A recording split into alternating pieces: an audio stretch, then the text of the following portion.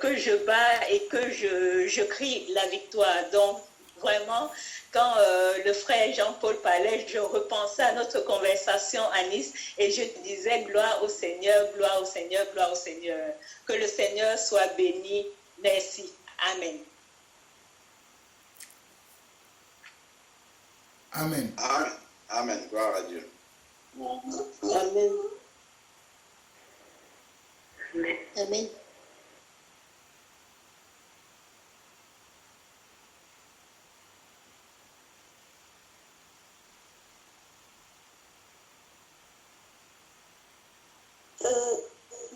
L'exhortation du frère Jean-Paul me rappelle également les réprimandes que j'ai eues de la part de l'Éternel il y a quelques semaines de cela quand j'avais posé une question, c'était sur est-ce que la femme, est-ce qu'il y aurait des femmes, voilà, est-ce qu'elles auraient droit de régner, voilà, quand Jésus-Christ va revenir.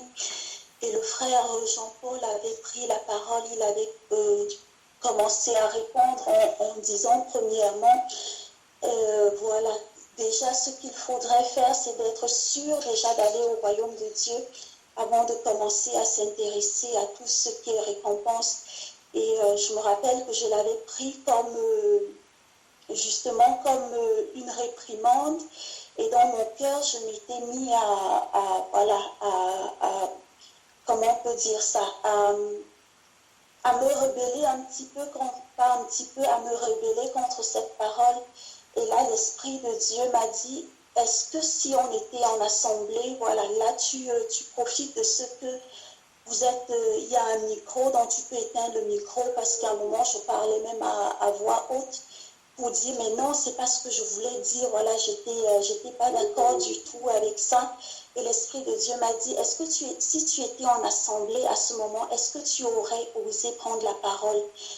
J'ai répondu non, et il m'a dit, et maintenant, parce que le micro a éteint, tu profites pour prendre la parole.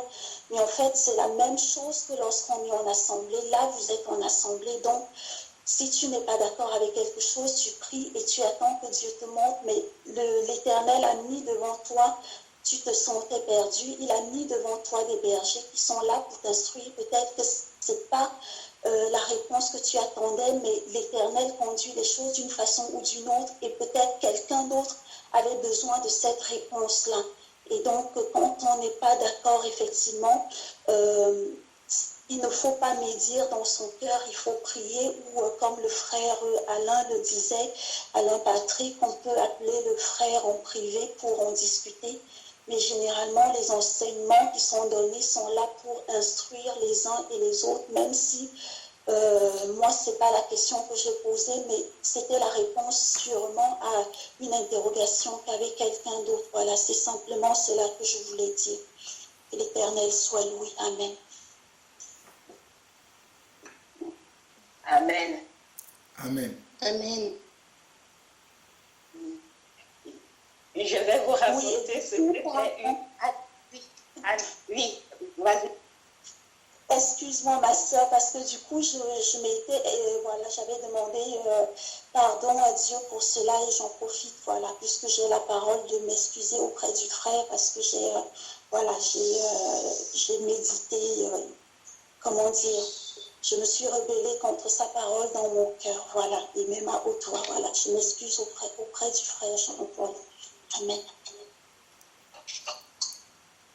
Ma soeur, sois vraiment bénie. Moi, je ne savais même pas ce que tu me dis là, je ne savais même pas. Donc, l'essentiel, c'est que tu t'es repenti devant le Seigneur. C'est ce qui est le plus important, mais j'accepte quand même tes excuses et ton pardon. Et si je peux prier juste 2 minutes, je ne vais pas prier beaucoup. Seigneur notre Dieu, nous te bénissons, nous te glorifions, nous t'exaltons. Merci parce que tu es au milieu de nous et que tu fais ton travail dans ton Église. Seigneur, tu dis dans ta parole que à ceux à qui nous pardonnerons leurs péchés, cela leur sera pardonné selon ta parole dans Jean chapitre 20. Seigneur, selon la confession de ma sœur, en tant que ton serviteur, Seigneur Dieu, je prie pour que ce péché lui soit pardonné et que tout écart que la sœur a eu dans son cœur, que cela lui soit pardonné et que ta joie et que ta paix lui remplissent, Seigneur Dieu, afin que l'œuvre pour laquelle tu l'as appelé qu'elle puisse l'accomplir dans ta maison. Au nom de Jésus, j'ai ainsi prié. Amen.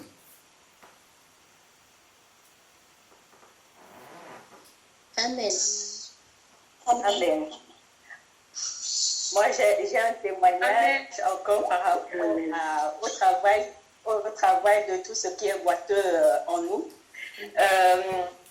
Le Seigneur m'avait amené à travailler sur la place de la femme dans le couple.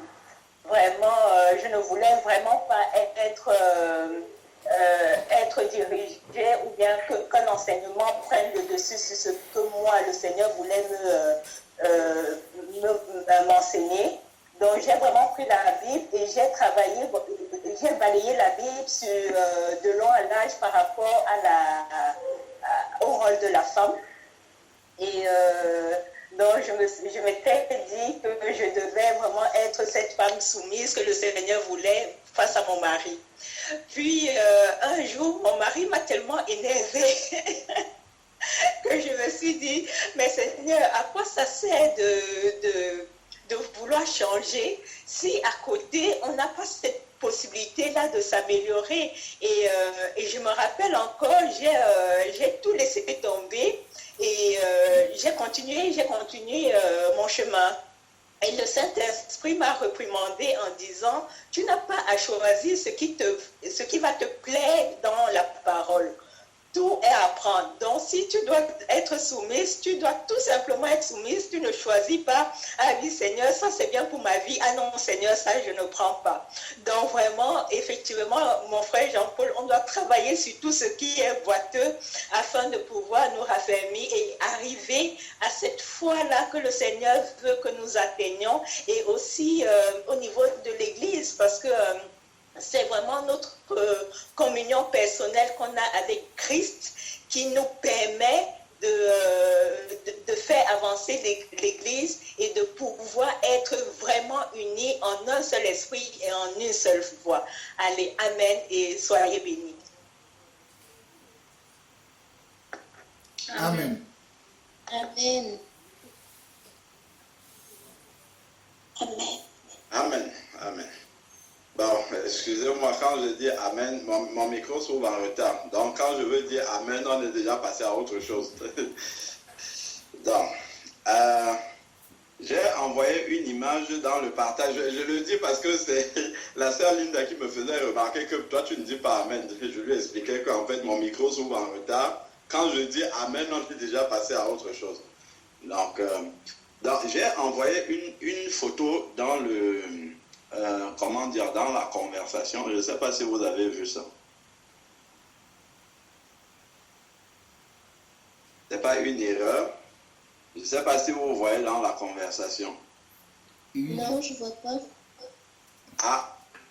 Moi, je vois une photo. Tu es sur le téléphone ou sur l'ordinateur? Je suis sur mon téléphone. Peut-être que je ne peux pas le voir. Est-ce que quelqu'un sait comment on fait pour que tout le monde voit? Je ne sais pas, moi, je ne suis pas un expert de Skype. J'ai juste il faut faire partager l'image, non? Ceux qui sont sur ordinateur, vous voyez?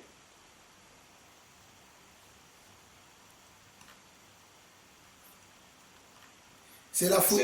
C'est la photo. La conversation où les gens disent Amen, enfin où on écrit en fait. C'est la dernière photo en bas où on voit ta photo, on voit la mienne aussi, c'est ça? Non, c'est une photo avec des outils. Ah ouais? À moins que je n'ai pas. Non, je ne vois pas, je suis sur l'ordinateur. Moi non plus, je ne le vois pas. D'accord. Alors. Tu peux le partager avec nous hein, à l'écran. Oui. Dans la photo là où il y a des têtes ou des gens qui font comme il y en a d'autres qui pleurent, c'est comme si c'est à droite. Non, non. Non, en fait, ce sont des instruments, ce sont des outils. Mais je vais essayer de la renvoyer. Et je dirai pourquoi j'ai mis cette photo-là. Parce qu'il y a quelque chose qui a attiré mon attention, je voulais revenir dessus. Bah, je vais essayer de bien faire pour mettre l'image. Mais on peut avancer, ne soyons pas bloqués par ça. Donc je vais essayer de remettre remettre correctement l'image.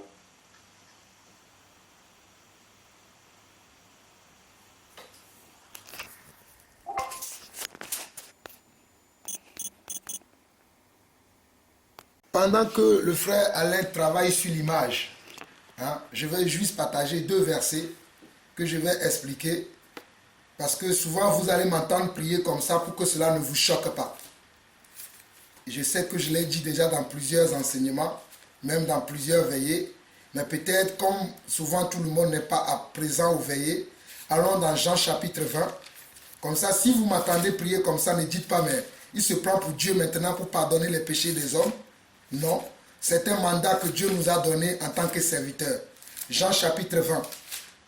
Moi, je suis dans mon mandat. Lorsque je fais le travail de Dieu, je le fais comme Dieu attend que je le fasse. Dans Jean chapitre 20, nous lisons au verset 22 au verset 23. La parole de Dieu dit, après ces paroles, il souffla sur eux et il leur dit, recevez le Saint-Esprit. À ceux à qui vous pardonnerez les péchés, ils leur seront pardonnés, et à ceux à qui vous les retiendrez, ils leur seront retenus. Ce que je viens de dire, peut-être quand je priais tout à l'heure, je priais basé sur ce verset-là. Parce que je suis un serviteur de Dieu, tout comme mes autres frères.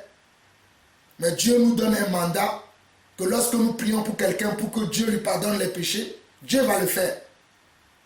Matthieu chapitre 18. Vous pouvez vous-même méditer ce passage-là à tête reposée. Parce qu'il y a certains qui m'écrivent après pour me dire, oui frère, tu as dit ça, ce n'est pas, tu surpasses l'autorité que Dieu t'a donnée. C'est pour ça que des fois quand je parle, j'explique beaucoup de choses. Comprenez mon langage. Parce que moi, je ne veux pas tout le temps que les gens m'appellent tout le temps, oui, tu as dit ça, ce n'est pas comme ça que tu dois dire. Moi, je respecte les Écritures. Matthieu chapitre 18, nous allons lire à partir du verset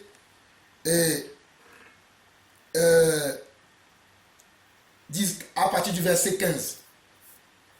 On dit, si ton frère a péché, va et reprends-le entre toi et lui seul. S'il t'écoute, tu as gagné ton frère.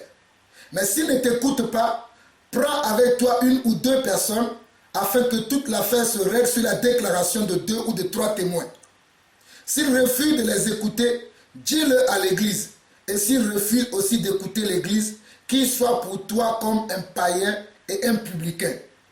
Mais ce n'est pas là où je veux en venir. Là où je veux en venir, c'est le verset 18 et le verset 19. Je vous dis en vérité, tout ce que vous lierez sur la terre sera lié dans le ciel. Et tout ce que vous délierez sur la terre sera délié dans le ciel. Je vous déclare que si 2 d'entre vous s'accordent sur la terre pour demander une quelconque chose, elle leur sera accordée par mon Père qui est dans les cieux. Donc c'est basé sur ces 2 passages-là, c'est-à-dire Jean 20, le verset 21 au verset 23, et Matthieu chapitre 18, le verset 18 au verset 19, que vous m'entendrez beaucoup prier pour dire à quelqu'un que tes péchés te soient pardonnés, que tout ce qui est lié dans ta vie soit délié. Je délie maintenant la grâce de Dieu sur ta vie. Donc je prierai basé sur ces paroles. Des fois je vais prier spontanément comme ça, sans dire le verset, parce que le verset est déjà écrit dans mon cœur. Mais puisque nous devons justifier toutes nos paroles, je le dis pour que vous le compreniez. Peut-être tout le monde n'a pas cette connaissance, mais je partage cela. Donc c'est ce que je voulais ajouter. Amen. Amen. Gloire à Dieu. Amen. Ah. Donc, apparemment, maintenant, on voit l'image. Donc, j'avais oublié juste de cliquer sur envoyer. Donc, c'était visible pour moi et pas pour vous. Oui, là maintenant on voit mon frère. Là maintenant, vous voyez les images. L'image, c'est juste une image. Oui, là maintenant on voit mon frère. Moi je vois. Moi je vois, mais je ne sais pas si tout le monde voit. Moi je vois.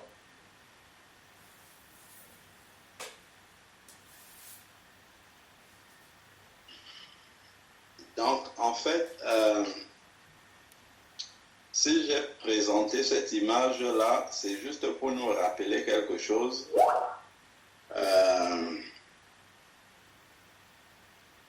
C'est une image l'image que j'ai prise, ce sont des instruments du potier, en fait. C'est le potier qui utilise ça. Ce sont des instruments, des objets un peu... Moi-même, je ne savais pas qu'il y avait tout ça dans la trousse de travail du potier. Mais quand je vois tout ça, c'est impressionnant quand même. Il utilise tout ça pour faire des sculptures et donc pour donner des formes aux objets qu'il fabrique. Donc, ici, c'est écrit 40 pièces. C'est même en vente, hein. C'est sur un site de vente que j'ai pris ça, mais ça m'est venu comme ça à l'esprit lorsque j'entendais les échanges tout à l'heure. Donc, comme nous le savons, selon la parole de Dieu, nous sommes comme de l'argile entre les mains du potier, le Seigneur. Et le frère a dit tout à l'heure qu'il y a le souverain pasteur, qui est le Seigneur Jésus-Christ, et il a mis des petits pasteurs. Il y a le souverain berger, et il a mis des petits bergers aussi en dessous de lui. Donc, s'il est le potier, il a mis des petits potiers qu'il utilise pour essayer de donner des formes. Et lorsqu'on voit la trousse du potier là, on voit beaucoup d'objets qui ont des formes différentes et certainement, en regardant, moi je ne connais pas le travail du potier, mais juste en regardant ces formes-là, j'arrive à distinguer déjà qu'elles n'ont pas la même forme. Elles ne doivent certainement pas, enfin ces instruments-là, autant pour moi, ne doivent pas certainement accomplir le même travail, mais au final, quand on va voir l'objet à la fin, en fait, chaque instrument là aura joué son rôle jusqu'au bout pour que ça donne la forme complète. Donc, je vais prendre un verset pour illustrer ce que je suis en train de dire. Après, je vais arriver au point. Prenons Éphésiens chapitre 4. Éphésiens chapitre 4. Et encore là-dedans, il va y avoir des variantes. Donc, Éphésiens chapitre 4. Verset 11. Donc, c'est lui, c'est Jésus-Christ, c'est lui qui a donné les uns comme apôtres, les autres comme prophètes, les autres comme évangélistes, les autres comme pasteurs et docteurs, dans un but pour le perfectionnement des saints, cela en vue de l'œuvre du ministère et de l'édification du corps de Christ, jusqu'à ce que nous soyons tous parvenus à l'unité de la foi. Donc, tous les ministres qui sont cités là travaillent dans le but de perfectionner les saints pour que les saints soient prêts à travailler pour le Seigneur, l'œuvre du service. Ensuite, pour qu'ils puissent être édifiés jusqu'à ce qu'il y ait l'unité de la foi, la compréhension uniforme de la parole de Dieu et de la connaissance du Fils de Dieu. Donc, les ministres sont aussi appelés à amener les saints à connaître davantage le Fils de Dieu et à l'état donc fait à la mesure de la stature parfaite de Christ. Donc, ça ici là, c'est le programme que Dieu a. En gros, c'est la forme finale du potier que nous avons à la fin là, du verset 13. C'est, c'est la forme parfaite de Christ qui doit être donnée. Mais pour atteindre la forme parfaite de Christ, il y a les apôtres que le Seigneur a donnés dans son Église. Encore dans les apôtres, tous les apôtres ne sont pas pareils. Ils ont peut-être reçu un mandat d'apôtre, mais la grâce qu'ils ont reçue pour intervenir, pour donner cette forme-là, regardons la trousse. Regardons la trousse du potier avec les différentes formes. Donc, même les apôtres ici ne sont pas les mêmes. Deux apôtres ne vont pas forcément aborder les choses de la même façon. Ils ne vont pas forcément parler de la même manière. Ils ne vont pas forcément toucher les mêmes points. Ils ne vont pas forcément axer sur les mêmes comment dire, les mêmes points dans les exemples, ainsi de suite. Donc, pareillement, les autres comme prophètes, deux prophètes, même tout en étant prophètes, ne seront pas identiques. Donc, pareillement pour les autres ministères, les docteurs, les pasteurs, ainsi de suite. C'est vraiment pour nous dire que quand Dieu donne dans le corps, il donne chaque ministère et il utilise chacun dans ce ministère-là avec la personnalité qu'il lui a donnée.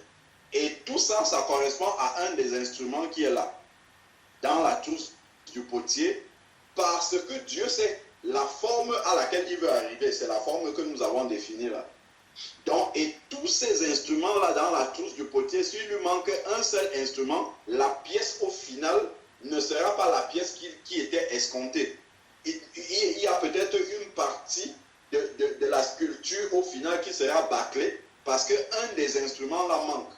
Donc, il va peut-être utiliser un instrument qui est peut-être épais pour faire, ou bien mince pour faire une forme où il aurait fallu un instrument épais.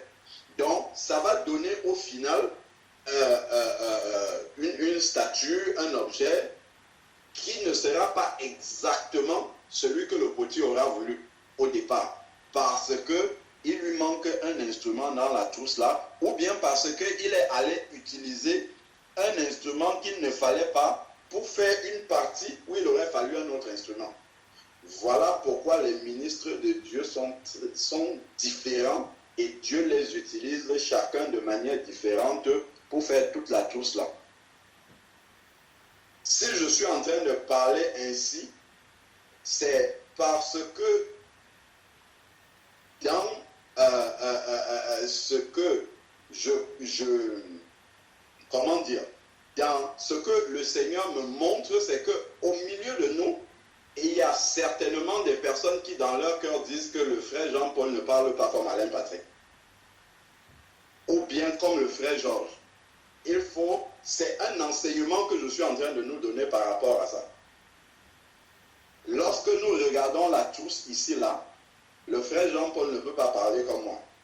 Le frère Georges ne peut pas aborder les sujets de la même manière que moi. Il ne peut pas faire la forme que moi je vais faire avec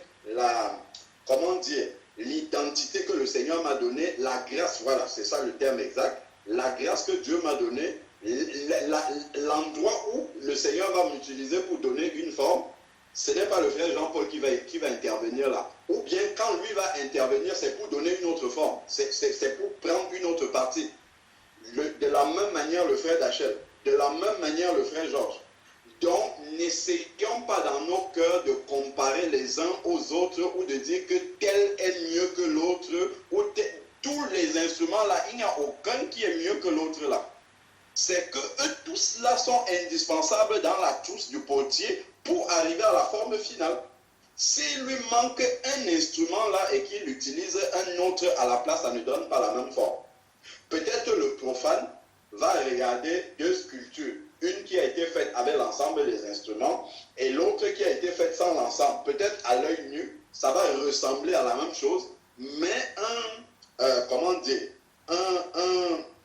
une personne avisée dans le domaine, et le Seigneur est avisé, il sait ce qu'il veut. Le Seigneur ne fait pas de l'à peu près. Donc, le Seigneur qui est avisé, lui, en regardant les pièces, il saura qu'il a manqué quelque chose ici, à ce moment-ci. C'est plutôt ça qui a été utilisé. Ou bien on a préféré prendre ceci, donc on a trié, on a dit bon, allez bon, ce frère-là, sa manière de faire ne me plaît pas, là je dis en général, hein, je préfère prendre plutôt ce que un tel autre frère me dit, je préfère plutôt ainsi de suite, on ne préfère rien. Tous les instruments là sont utiles si on veut avoir au final la forme que Dieu veut, parce que Dieu ne se trompe pas. Si Dieu me dirige dans une bergerie, s'il me dirige auprès des petits potiers, entre guillemets, c'est parce que chacun des instruments de ces petits potiers-là est utile pour nous. C'est pour ça qu'il faut toujours prier pour être là où on est. Si on est là par hasard, effectivement, on sera comme un touriste et puis les choses ne vont pas se faire de manière spirituelle. Mais si vraiment on a prié et que Dieu nous a conduits pour être là où nous sommes, chacun des instruments là-dedans, on va voir, peut-être Dieu va envoyer d'autres ouvriers ou bien ainsi de suite pour ajuster et donner la forme qu'il faut parce que les autres instruments ne peuvent pas faire cette forme-là. Donc, il faut vraiment, puisque le frère dans le message, il parlait d'être vrai devant le Seigneur, c'est un aspect aussi de cette vérité-là. Donc, et de la confiance également dont il parlait, que nous devons avoir dans les ministres du Seigneur. En fait, il faut avoir confiance dans chacun des instruments-là pour qu'à la fin, l'objet que le Seigneur veut fabriquer, au final, sorte et soit exactement ce que le Seigneur avait prévu. Sinon, effectivement, c'est un peu comme quelqu'un qui va... une pièce qui est en train d'être faite avec la trousse de ce potier-ci, avec un but. Si la personne se retire maintenant et que peut-être c'est un autre potier avec une autre trousse, parce que je ne suis même pas sûr que les trousses de tous les potiers sont identiques, que je regardais là sur Internet, il y a d'autres trousses avec d'autres objets. Donc, si on va se retrouver dans une bergerie qui n'est pas celle là où le Seigneur nous dirige, on va nous donner une forme qui n'est pas celle que le Seigneur attend. Ou bien de manière prématurée, ou bien en retard par rapport au processus que le Seigneur est en train de faire. Donc, soyons conscients de cela et prenons vraiment, prenons ce que le Seigneur nous donne avec les instruments qu'il utilise parce qu'il sait pourquoi il utilise chaque instrument. C'est très important de se rendre compte, de réaliser cela et de ne pas tomber dans ce piège de l'ennemi-là.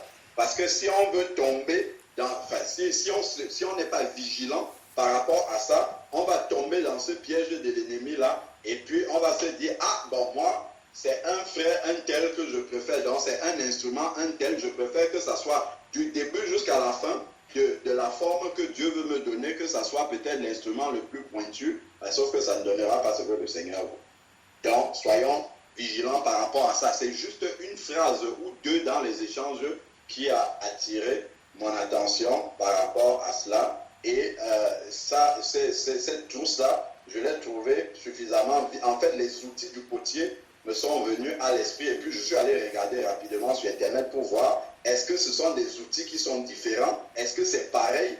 Parce que Dieu ne prend pas souvent les comparaisons par hasard dans la parole du Seigneur. Quand il compare les choses, c'est vraiment parce qu'il y a des similitudes dans le domaine naturel. Il utilise des mots, des comparatifs, des comparaisons par rapport aux choses naturelles pour expliquer les choses spirituelles. C'est vraiment parce qu'il y a une analogie entre les deux. Donc vraiment que le Seigneur soit béni et qu'il nous aide justement à même apprécier que le Seigneur ait une trousse aussi fournie. Et une trousse aussi fournie avec les instruments qui vont faire chaque instrument son travail. Donc on est, on peut avoir cet encouragement-là dans notre cœur que le but que le Seigneur s'est de donner pour chacune de nos vies va, en tout cas il a mis les moyens en place pour pouvoir y arriver. Amen. N'hésitons pas à poser des questions. Si ce n'était pas clair ce que j'ai dit, s'il y a des choses que vous voulez comprendre davantage, on peut appuyer encore davantage avec la parole. Amen. Amen. Est-ce que je peux poser juste un verset sur ce que tu as dit? Parce qu'il y a un verset spécifique dans la Bible qui parle de ce que tu as dit. C'est juste le verset que je vais poser. Après, je vois que la sœur Patricia veut dire quelque chose. C'est 1 Corinthiens chapitre 11 au verset 14 qui parle de ça. On peut même lire à partir du verset 10. 1 Corinthiens chapitre 1, verset 10 au verset 14. C'est juste le verset que je vais lire. Je ne vais pas commenter. Il dit, je vous exhorte, frères, par le nom de notre Seigneur Jésus-Christ, à tenir tous un même langage et à ne point avoir de division parmi vous, mais à être parfaitement unis dans un même esprit et dans un même sentiment. Car, mes frères, j'ai appris à votre sujet par les gens de Chloé qu'il y a des divisions et des rivalités au milieu de vous. Je veux dire que chacun de vous parle ainsi. Moi, je suis de Paul, et moi d'Apollos, et moi de Céphas, et moi de Christ. Christ est-il divisé? Paul a-t-il été crucifié pour vous? Ou est-ce au nom de Paul que vous avez été baptisés? Je m'arrête même là. Amen.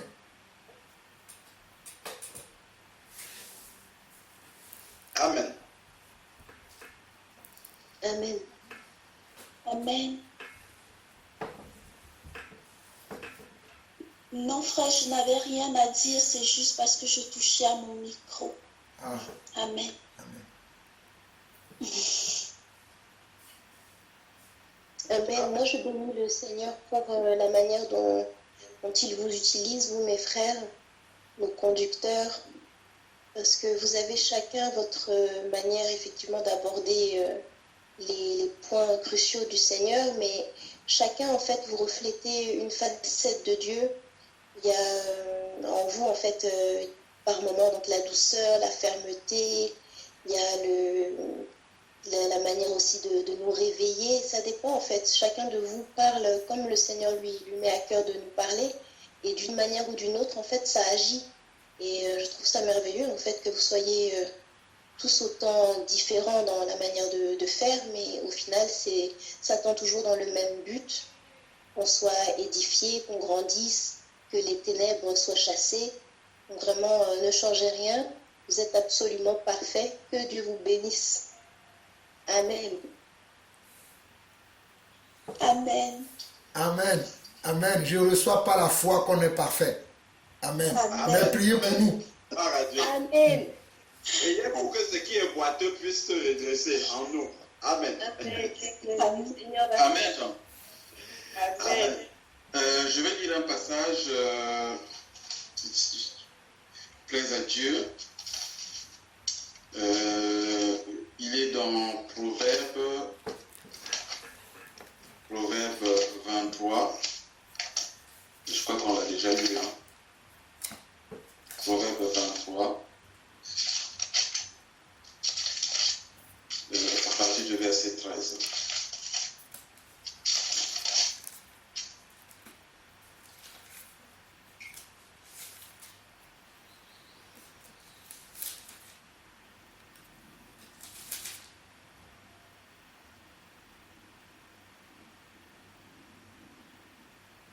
Amen. La parole de Dieu nous dit, n'épargne pas la correction à l'enfant. Si tu le frappes de la verge, il ne mourra point. En le frappant de la verge, tu délivres son âme du séjour des morts. Amen. Amen. Amen. Et pour essayer un peu de donner pour essayer un peu de parler de ça dans la façon que moi je comprends, j'ai toujours tendance de dire que nous réglons des affaires spirituelles et non des affaires charnelles. Parce que tout ce qui relève de notre Dieu est spirituel. Et si seulement nous prenons ce passage-là en le lisant dans le cadre spirituel, en disant n'épargne pas la correction à l'enfant, et nous, notre correction, elle n'est pas physique, mais notre correction, elle est spirituelle. Et on ne peut se corriger que par la parole de Dieu, on ne peut se redresser que par la parole de Dieu. Donc c'est la parole de Dieu en fait, en se révélant à nous, alors comme le frère Jean-Paul venait de nous exhorter tout à l'heure, il dit que nous avons des faiblesses, nous avons des erreurs, nous avons beaucoup de choses en nous, en fait, qu'il faut qu'on repare. Mais il n'y a rien d'autre qui peut venir apporter une correction à cela si ce n'est la parole de Dieu. Donc, si la parole de Dieu qui venant en nous, nous l'acceptons telle qu'elle nous est prêchée, qu'elle nous est donnée, alors chacun de nous, en fait, en se référant à la parole et qu'elle voit, ici que la personne, bien sûr, constate que là, il y a une chose qui ne va pas et qu'elle accepte cette parole, alors à ce moment-là, la personne peut se redresser. Donc, si au jour d'aujourd'hui, les conducteurs que Dieu a mis au devant de nous dans l'Église nous apportent des messages et qu'on accepte ces messages tels qu'ils nous sont donnés, dans nos erreurs, alors on va se redresser. C'est pour dire qu'effectivement, bon, ça arrive, hein, c'est tout un chacun de nous, moi aussi personnellement, ça arrive, qu'un passage ou un message peut être donné, et que souvent, c'est très mal, surtout si je suis conseillé, si le message me concerne, et que la parole de Dieu qui est donnée me reflète. C'est-à-dire que je dirais, je me retrouve dans cette dans cette parole. Moi, personnellement, je dois accepter ça avec joie parce que je me dis que quelque part, il y avait un côté qui n'était pas vraiment en règle et que c'est à ce moment-là que je vais chercher maintenant à vraiment me redresser. Parce que quand le verset 14 nous dit « En le frappant de la verge, tu délivres son âme du séjour des morts ». C'est la parole qui peut nous délivrer du séjour des morts. C'est la parole de Dieu qui peut apporter la lumière en nous. C'est la parole de Dieu qui peut nous convaincre du bien ou du mal. Elle vient pour faire du bien à notre âme. Moi, j'avais... une fois, le Seigneur m'avait mis à cœur, en fait, d'enseigner sur la conversion.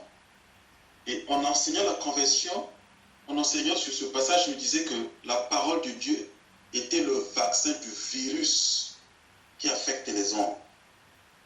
Parce que quand nous sommes dans le monde, nous avons beaucoup de maladies spirituelles qui affectent l'homme. Mais ces maladies-là doivent être guéries. Mais quel est le produit, quel est le médicament fort, le médicament puissant qui peut venir détruire, qui peut venir apporter la guérison spirituelle dans ces corps qui sont affectés par ces microbes? Ce n'est qu'un seul médicament, c'est la parole de Dieu. Amen. Donc j'avais intitulé ce message, j'ai dit que la parole de Dieu est un vaccin spirituel qui guérit l'âme, qui est affectée par le microbe. Et ce microbe-là, c'est Satan. Donc il n'y a rien d'autre qui peut venir apporter une guérison à l'âme si ce n'est la parole de Dieu. Mais si nous déjà qui sommes enfants de Dieu, au jour d'aujourd'hui, nous ne voulons pas nous conformer à la parole et que si nous murmurons, excusez-moi, je ne suis pas en train d'indexer, mais je suis en train d'apporter quelque chose que le Seigneur me met à cœur. Mais si nous n'acceptons pas ce qui vient vers nous, on résiste à ce moment-là à Dieu. Parce que la parole de Dieu, c'est Dieu. Jean, chapitre 1, nous le dit, au commencement était la parole était avec Dieu et la parole était Dieu. Donc quand la parole vient vers nous, c'est le Seigneur qui vient vers nous. Donc si j'arrive à résister à un passage qui est prêché, à ce moment-là, en fait, je suis en train de résister à Dieu. Parce que quand il le dit dans Apocalypse chapitre 2, Apocalypse chapitre 2, je vais lire vite fait. Apocalypse chapitre 2.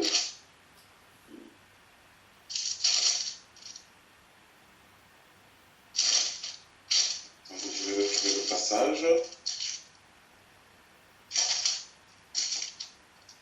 Amen.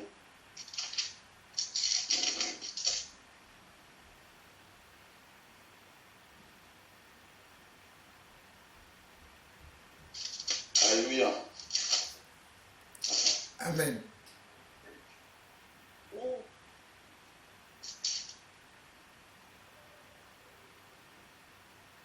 C'est chapitre 2, non? Je frappe si quelqu'un m'ouvre. Ah, ok. C'est chapitre 3, je crois. Attends, je vais te dire le passage. Si quelqu'un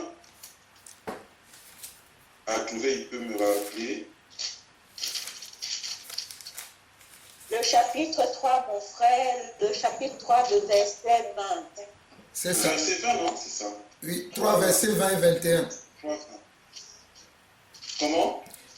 3 versets 20 et 21.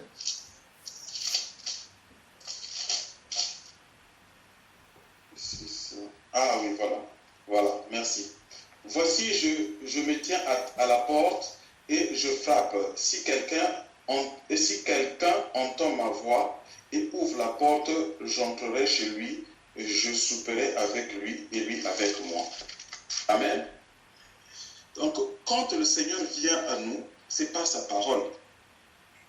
Et cette parole, quand elle vient vers nous, elle frappe à notre porte qui est notre cœur. Mais si on lui ferme la porte, c'est difficile en fait qu'un changement arrive vers nous.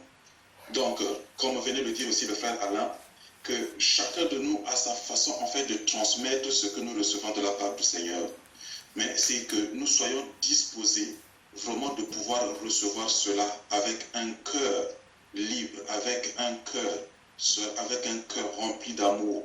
Que nous soyons prêts frères et sœurs, parce que Dieu parle d'une manière, tantôt d'une autre. Vous voyez, aujourd'hui, plusieurs personnes, en fait, sont vraiment en train de chercher Dieu, effectivement, mais ils ne sont pas aux bons endroits. Mais Dieu nous fait grâce qu'aujourd'hui, que vraiment la parole nous soit prêchée vraiment dans l'authenticité, que vraiment dans sa vérité, et que vraiment si un message arrive, qu'un passage est donné, que si vraiment on se retrouve là-dedans, c'est que le Seigneur veut vraiment en ce instant-là que de faire passer un message et que nous l'acceptions et que vraiment nous nous laissons guider par la parole et par l'Esprit du Seigneur. Et c'est là qui va apporter vraiment le bien à tout un chacun de nous. Donc c'était juste un complément que je voulais faire par rapport à ce que les frères ont déjà dit. Donc ce que je voulais dire, que ça ne soit pas pris en mal, surtout si même on dit que le frère il parle, il est trop dur, il est trop... Non, la parole de Dieu nous dit, n'épargne pas la correction à l'enfant. Mais nous, notre correction, on ne la fait pas charnellement. La correction avec Dieu n'est pas faite à la main, mais elle est faite par sa parole, parce que sa parole, quand elle vient, on dit que c'est une épée à double tranchant. La parole de Dieu est une épée à double tranchant. Donc, à un certain moment, la parole peut venir pour effectivement nous édifier, pour apporter quelque chose de bien, pour nous adoucir les douleurs qu'il y a dans nos cœurs. Il arrive un moment quand nous nous comportons mal, que la parole aussi vienne, en tout cas vraiment pour pouvoir nous déboussoler. À un certain moment, on dit, mais pourquoi cela? Pourquoi on a dit cela? Mais effectivement, à cet instant-là, il faut une parole, il faut un passage, effectivement, qui va booster notre cœur, qui va booster notre corps, pour qu'on arrive effectivement à sortir de certaines situations. Donc, c'était vraiment essayer un peu d'expliquer dans le sens que mes frères ont aussi intervenu pour apporter cet éclaircissement, de telle sorte que vraiment que nous continuons à marcher dans le même langage, dans la même vision que le Seigneur veut que nous puissions marcher. Que Dieu nous bénisse. Amen. Amen. Amen. Amen. Est-ce que tout le monde peut regarder ces 5 doigts? Moi, je regarde mes 5 doigts, ils ne sont pas tous pareils. Et je rends grâce à Dieu qui a 5 ministères dans l'église. Mes 5 doigts ne sont pas tous pareils, mais pourtant ce sont mes doigts. Si tu vois le pouce, il est différent de l'index. Et l'index est différent de l'annulaire. L'annulaire est différent de l'auriculaire. Je ne sais plus si c'est ça qu'on dit réellement. Et j'ai oublié le nom du petit doigt. Mais ils ne sont pas tous pareils. Mais pourtant, ce sont mes mains. Imaginez si je n'ai pas ça. Est-ce que je pourrais porter des choses? Imaginez si je n'ai pas ça. Et que j'ai ça. Est-ce que je pourrais porter des choses? Imaginez si je n'ai que ça. Dans le désordre, au fait. Il y a un au bout là. Il n'y a pas celui-là. Et il est comme ça. Je ne fais pas le signe des Illuminati, hein, s'il vous plaît. C'est juste pour montrer. Imaginez si j'ai ça, que ça et que ça et que ça. Est-ce que je peux porter quelque chose? Donc, voilà pourquoi Dieu aussi a mis dans l'église les 5 doigts de la main. Pour que nous puissions porter des choses. Pour que nous soyons parfaits. Amen. Amen. Amen. Amen. Amen. Amen. Gloire au Seigneur. Frère Jean-Paul, vous m'entendez? Oui, on t'attend, ma soeur. Oui, en fait, je vais venir m'excuser, te demander pardon parce que je vais te dire, j'ai murmuré dans mon cœur. Parce que je disais, en fait, au début, je disais, mais Seigneur, il parle, il crie, je ne comprends rien. Et en fait, je fonctionne toujours avec des oreillettes parce que quand j'enlève les écouteurs, je n'entends vraiment rien, le volume est vraiment très bas, donc je mets des écouteurs chaque fois. Et je dis, Seigneur, il crie, je n'entends rien et tout. Et je peux t'assurer que oui, j'ai murmuré et je te demande pardon. Et vraiment, c'est le Seigneur qui m'a amené à voir vraiment la différence.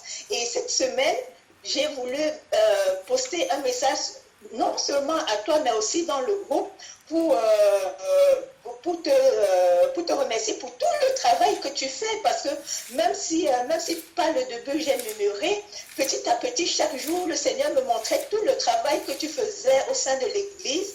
Et cette semaine, ça vraiment, je vais dire, ça a vraiment été éclatant devant mes yeux. Et j'ai voulu poster un message dans le groupe. Après, je me suis dit, non, est-ce que les autres frères ne vont vraiment apprécier que je poste? J'ai voulu t'envoyer un message privé, mais je me suis dit, ah, avec le frère, on n'échange jamais en privé.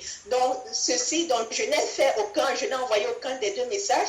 Et quand on a commencé à débattre sur le sujet, j'ai dit, Amen Seigneur, voilà, j'ai la possibilité de le remercier pour tout le travail qu'il fait. Donc, avant de te remercier pour le travail que tu fais, je voulais d'abord que tu saches que moi, j'ai fait partie des gens qui ont murmuré dans leur cœur. Et par la grâce du Seigneur, aujourd'hui, je le bénis pour ta présence dans le groupe et pour tout le travail que tu fais, parce que tu nous donnes vraiment, allez, même le dimanche, quand les frères se réunissent, tu nous envoies les messages, même si on n'est pas présent physiquement, avec tous les messages que tu postes, on a vraiment l'impression d'être là, et vraiment, ça nous permet, je vais dire, de grandir. Et moi, le Seigneur est mon témoin. Si je pouvait bénéficier d'une communion fraternelle tous les jours, je crois que c'est mon mari qui dirait plutôt sors de ma maison et va retrouver tes frères. Donc, je bénis le Seigneur pour tout le travail que tu fais. Merci mon frère. Amen. Ma soeur, sois bénie, mais remercie le Seigneur pour ma grâce. Ma réponse pour toi sera Jérémie 23, verset 29. Ma voix est comme le marteau. Je suis le marteau de Dieu. Voilà, c'est ce que je vais répondre. Mais remercie le Seigneur pour ma grâce et priez pour moi. Comme je le dis souvent dans mes vidéos spontanées, dans l'église, je ne cesserai jamais de vous dire de prier pour moi pour que je puisse faire ce que Dieu attend de moi réellement. Parce que croyez-moi, je suis accusé de partout, d'un méchant frère, d'un méchant orgueilleux. Mais Dieu seul connaît mon cœur. Moi, je sais que je suis le marteau de Dieu. Parce que c'est ce que Dieu m'a dit que je suis. Je l'accepte. Avant, je ne voulais pas l'accepter. Je refusais. Je ne voulais même pas dire de quelle grâce Dieu m'a appelé. Mais il y a 2 ans de cela, Dieu m'a dit, tu dois te présenter à l'église comme moi je t'ai appelé. Et j'ai répondu oui à Dieu. C'est pour ça que vous allez m'entendre des fois dire certaines choses que je ne pouvais pas dire avant. Mais c'est Dieu qui m'utilise comme ça. Soyez bénis. Amen. Amen. Sois béni. Amen. Sois béni.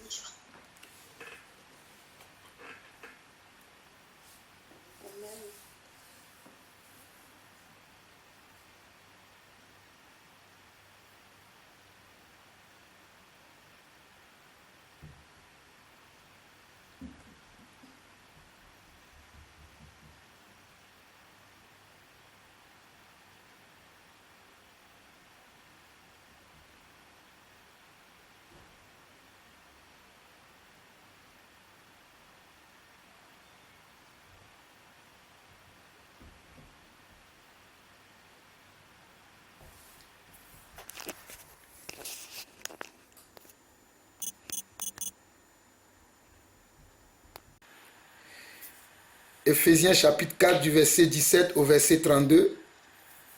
Voici ce que notre frère, ministre de Dieu, l'apôtre Paul nous enseigne.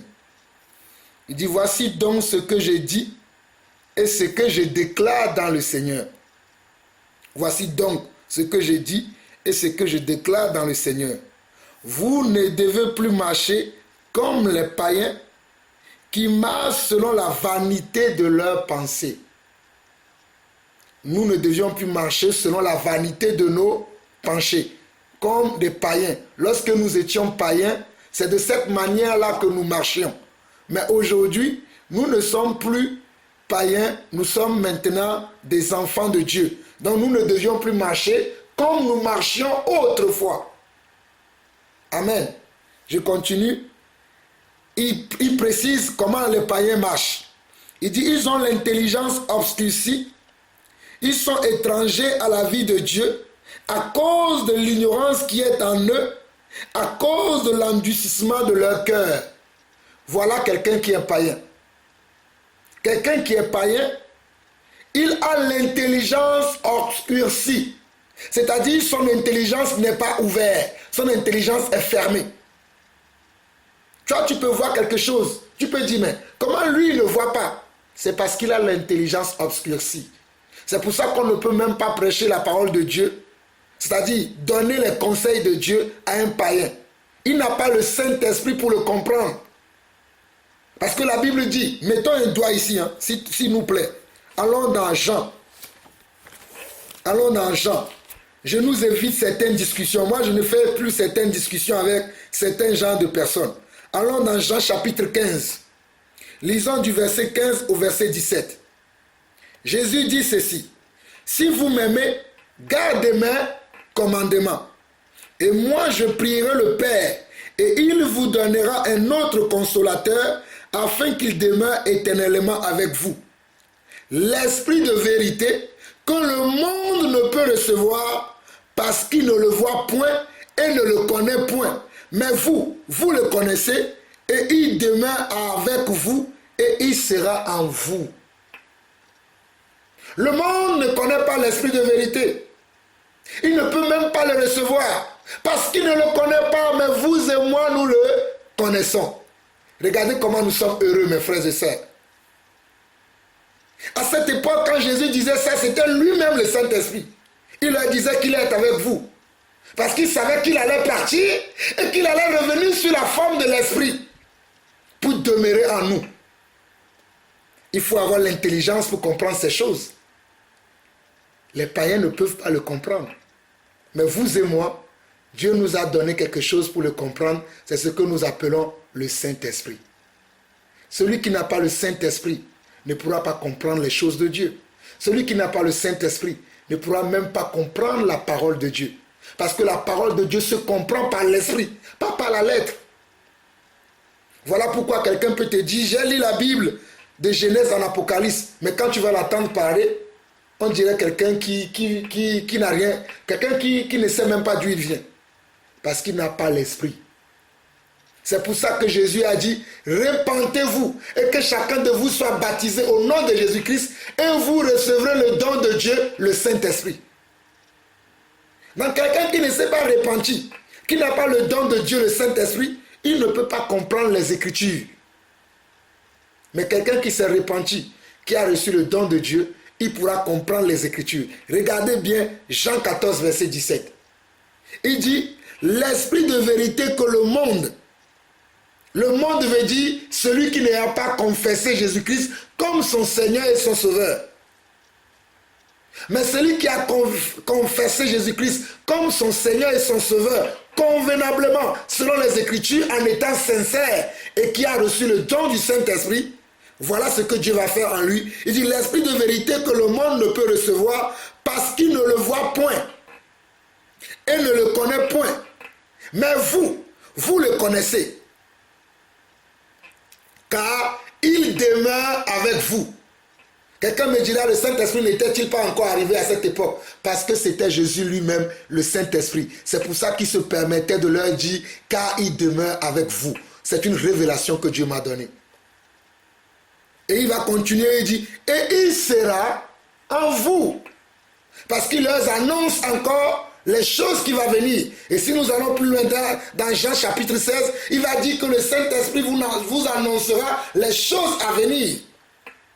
Le Saint-Esprit ne nous annonce-t-il pas aujourd'hui les choses à venir? Le Saint-Esprit ne nous prévient-il pas aujourd'hui du danger que nous aurons même le mois prochain, la semaine prochaine, demain, après-demain? Dieu ne ment point. Gardons sa parole dans notre cœur. Revenons dans Éphésiens chapitre 4. Nous étions au verset 18 de Éphésiens chapitre 4 qui dit, « Ils ont l'intelligence obscurcie. Ils sont étrangers à la vie de Dieu à cause de l'ignorance qui est en eux, à cause de l'endurcissement de leur cœur. » Le païen a deux problèmes. Il n'a pas la connaissance. Son cœur est endurci à cause de quoi? À cause de l'incrédulité. Il ne veut pas croire. Il est endurci. Non seulement il a l'incrédulité, il lui manque la connaissance. C'est pour cela que Dieu va dire aussi que mon peuple périt faute de connaissance, parce que mon peuple refuse la connaissance. C'est pour ça que nous, en tant qu'enfants de Dieu, nous ne devons pas refuser la connaissance. Nous devons chercher la connaissance. Non pas dans le but de se gonfler, pour dire, bon, moi je connais plus qu'Alain Patrick. Non, mais pas. Si c'est dans ce but-là, ta connaissance te sera vaine, inutile. Mais si c'est dans le but de connaître d'avoir cette connaissance-là, et de marcher selon cette connaissance-là, de produire des fruits selon cette connaissance-là, d'édifier tes frères avec cette connaissance-là, non pas en étant maître au-dessus de tes frères, ou maîtresse au-dessus de tes sœurs, là tu cherches la bonne chose. J'avance. Au verset 19, il dit, ayant perdu tout sentiment, ils se sont livrés au dérèglement pour commettre toute espèce d'impureté jointe à la cupidité. Du verset 17 jusqu'au verset 19, on nous parle des païens. On nous parle de notre passé. Je répète encore, de Éphésiens chapitre 4, du verset 15 au verset 19, on nous parle de notre passé, ce que nous étions avant. Mais à partir du verset 20, là on va nous parler de ce que nous devons être maintenant. Now, disent les Anglais. Je vais lire. Il dit, mais vous, ce n'est pas ainsi que vous avez appris Christ. Vous qui, vous les disciples, vous qui, vous les fils et les filles de Dieu, ce n'est pas comme cela que vous avez appris Jésus-Christ. Au verset 21, il dit, si du moins vous l'avez entendu, et si conformément à la vérité qui est en Jésus, c'est en lui que vous avez été instruits à vous dépouiller par rapport à votre vie passée, du vieil homme qui se corrompt par les convoitises trompeuses, à être renouvelé dans l'esprit. Le renouvellement vient d'abord dans l'esprit, pas dans la chair. Le renouvellement, c'est dans l'esprit d'abord. C'est pour ça qu'il dit à être renouvelé dans l'esprit de votre intelligence et à revêtir l'homme nouveau, créé selon Dieu dans une justice et une sainteté que produit la vérité. Waouh! C'est pour ça que nous avons besoin des messages de vérité. Nous avons besoin qu'on nous prêche des messages qui vont faire comme si c'est le marteau qui tape dans notre oreille. Quand le marteau tape, ça fait du bruit, non? Le marteau. Si nous prenons le marteau, je tape. Je ne sais pas s'il y a des travaux autour de vous. Allez voir si les gens qui utilisent même les marteaux piqueurs, ça fait beaucoup de bruit. Mais c'est pour qu'à la fin qu'il y a une belle maison, non? Qu'il y ait un beau pavillon, un beau immeuble avec des F5, des F3, F2, F4, non? Mais avant que cela n'arrive, il faut quoi? Il faut du bruit. Et la parole va faire du bruit dans notre cœur. Ça va nous faire mal. Mais c'est pour notre bien. C'est pour ça qu'il est écrit bien au verset 20 jusqu'au verset 24. Mais vous qui, vous les disciples, mais vous qui, vous enfants de Dieu, mais vous qui, vous les fils et les filles de Dieu, ce n'est pas ainsi que vous avez appris Christ. Si du moins vous l'avez entendu, et si conformément à la vérité qui est en Jésus, c'est en lui que vous avez été instruits à vous dépouiller. C'est en Jésus que nous avons été instruits pour nous dépouiller par rapport à notre vie passée du vieil homme qui se corrompt par les convoitises. Notre vie passée, lorsque nous étions dans le monde, nous pouvons nous corrompre facilement. Le diable pouvait nous avoir facilement par la corruption. Avec quoi? Avec la convoitise. Mais cette convoitise, elle est trompeuse. Et il nous dit maintenant à être renouvelé dans l'esprit de notre intelligence et de revêtir un homme nouveau. Créé selon Dieu, pas créé selon toi-même. Parce qu'aujourd'hui, nous voulons créer nous-mêmes certaines choses. Il y a des paroles que nous voulons, mais il y a d'autres paroles que nous ne voulons pas. Mais c'est toi ça. Donnons tout à Dieu. Là où nous avons fermé certaines portes, ouvrons-le véritablement à Dieu pour que le Seigneur puisse travailler. Il y a des portes que nous avons fermées. Seigneur, là c'est mon lieu secret. Pour l'instant, je ne te permets pas d'aller là-bas. Non, un enfant de Dieu n'a pas de lieu secret. On doit tout laisser pour le Seigneur. toute la vie, toute notre vie. Laissons tout au Seigneur pour revêtir l'homme nouveau, créé selon Dieu, pas créé selon nous-mêmes, pas créé selon mon voisin ou ma voisine, mais créé selon Dieu. Alléluia. Dans une justice et une sainteté que produit la vérité. Regardez ce que la vérité va produire. La vérité va produire une justice et une sainteté dans ma vie. Dans notre vie, la vérité de la parole que nous entendons, que nous écoutons, que nous mettons en pratique, produira une justice et une sainteté dans notre vie. Voilà pourquoi nous devons écouter l'évangile qui est vrai.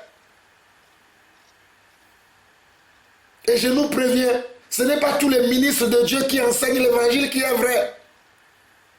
Il y a même certaines chaînes de télévision que nous ne devons pas regarder parce que là-bas, ce sont les évangiles de condamnation tout le temps, il n'y a pas d'enseignement. Il y a toujours les commérages. Un tel a fait ci, un tel a fait ça, un tel a fait ci. Même ces chaînes-là, nous devons les fermer. Dieu même vous rendra témoignage de ces chaînes-là. Moi, je n'écoute pas n'importe qui. J'écoute ceux qui parlent de la vérité. Parce que j'ai besoin que la vérité puisse produire la justice et la sainteté de Dieu dans mon cœur. J'avance. Verset 25, il dit, c'est pourquoi renoncer au mensonge. Renoncer veut dire refuser le mensonge. Renoncer veut dire ne plus accepter.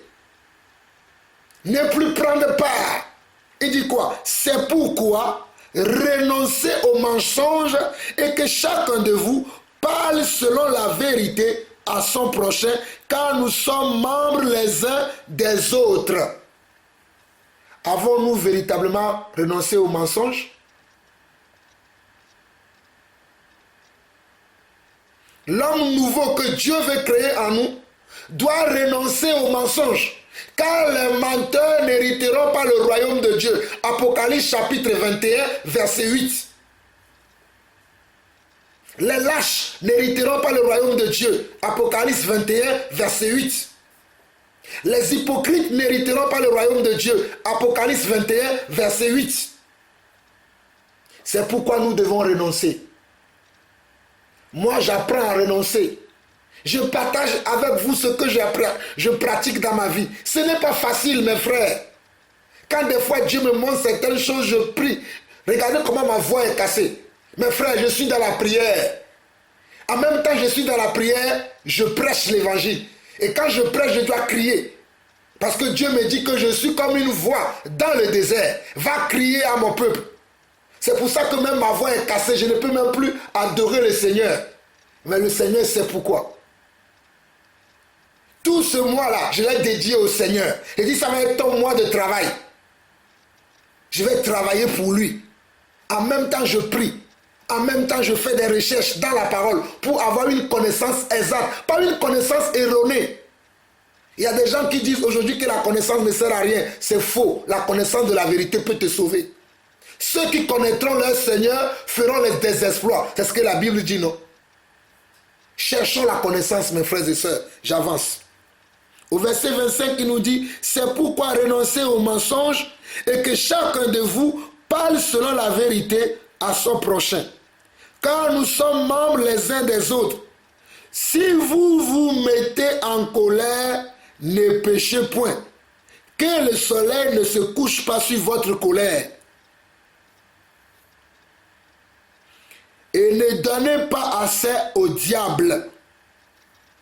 Que celui qui dérobait ne dérobe plus, mais plutôt qu'il travaille en faisant de ses mains ce qui est bien pour avoir de quoi donner à celui qui est dans le besoin. Il y a même des chrétiens qui ne travaillent pas. Ils volent. Alors que la Bible dit que si tu veux pouvoir avoir quelque chose pour bénir ton frère ou ta soeur, il faut que tu travailles. Il y a des pasteurs qui ne veulent pas travailler. Ils sont là. Oui, le Seigneur m'a dit, frère Alain, tu dois me bénir avec 100 euros. Non, c'est pas comme ça. Si le Seigneur veut que le frère Alain te bénisse, le Seigneur lui-même va aller parler au frère Alain. C'est pas toi qui vas venir. Bon, prophétie. Je sens dans mon esprit que l'église doit cotiser 500 € pour moi. C'est ça les choses que nous voyons aujourd'hui dans le monde. Alors que la Bible dit qu'on doit travailler. Nous travaillons pour avoir de quoi subvenir aux besoins de nos frères, de nos familles. Donc un chrétien ne peut pas dérober, ne peut pas voler. C'est inadmissible que les chrétiens volent. Quand je dis vol, je ne parle pas de l'allocation que nous recevons. Ça, c'est une grâce du Seigneur. Je bénis le Seigneur. J'attends même l'allocation de la rentrée de mes enfants là. Je rends grâce à Dieu pour la France. Il y en a qui insultent ce pays. Moi, je bénis ce pays parce qu'il y a beaucoup de choses que je reçois. Gloire à Dieu. Ça, ce n'est pas du vol parce qu'on me donne.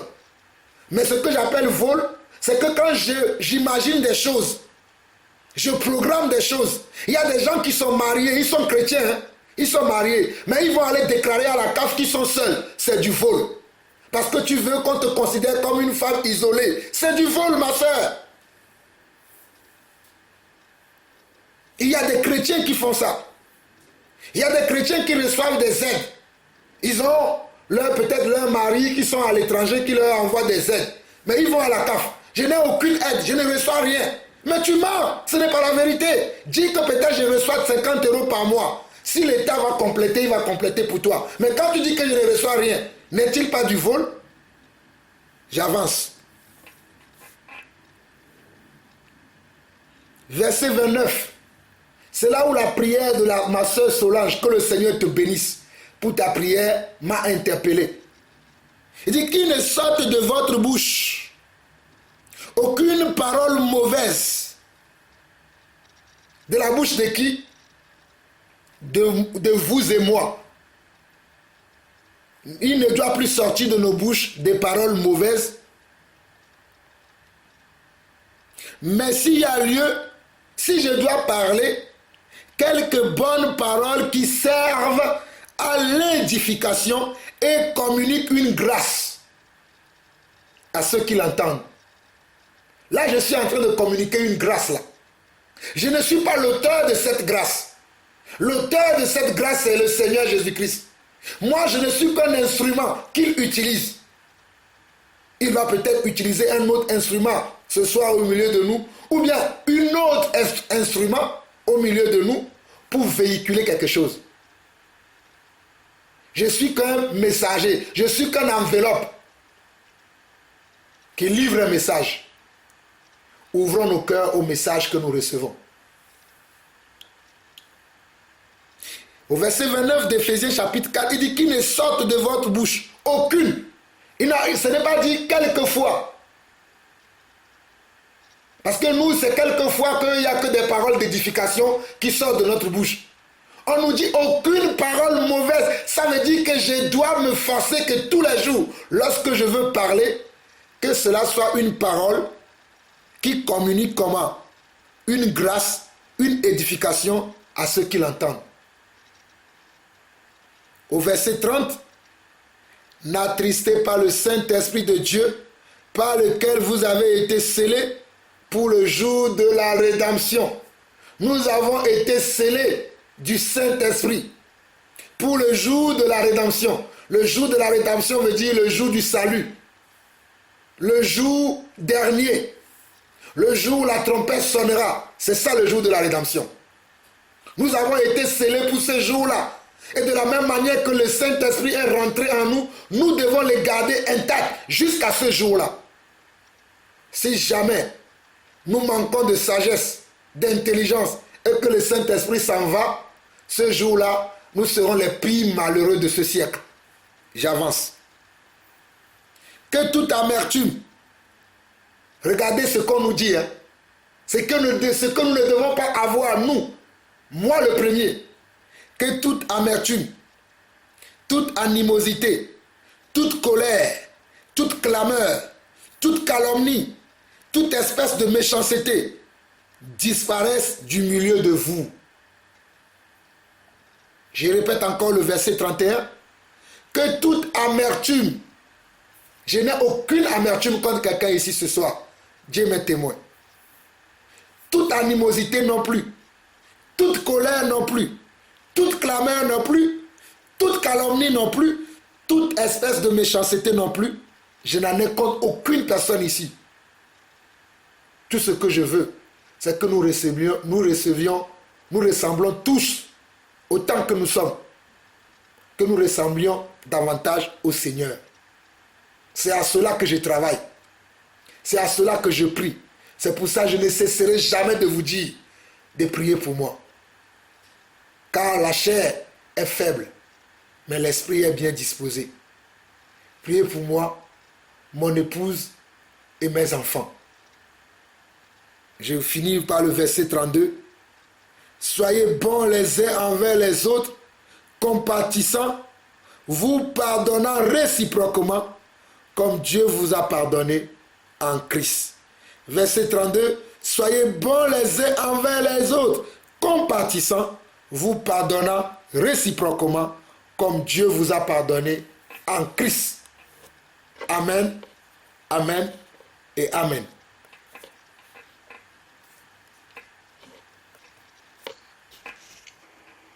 Amen. Amen. Amen. Amen. Amen. Amen.